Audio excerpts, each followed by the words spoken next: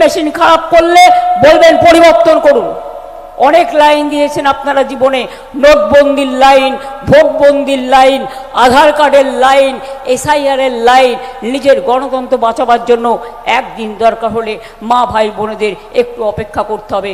পুরনো মেশিন খারাপ করবে অনেক জায়গায়, খারাপ হয়ে গেলে ওই মেশিনে যেন ভোট না হয়, তার কারণ ওটাতে চিক ঢোকাবে, ঢুকিয়ে আপনার ভোটটা অন্য জায়গায় ফেলবে।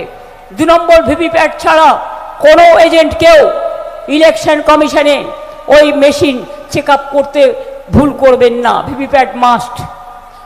3 হচ্ছে, প্রত্যেকটা পার্টির সিম্বলে টিপে দেখবেন তার ভোটটা তার জায়গায় পড়ছে কিনা, নাকি আপনার ভোটটা শুধুমাত্র টিপলেন আর অন্য পার্টির জায়গায় আপনারটা দেখালো কিন্তু অন্য ভোটটা আপনার বাক্সে পড়ে গেল কিনা, আপনার ভোটটা অন্য বাক্সে পড়ে গেল কিনা।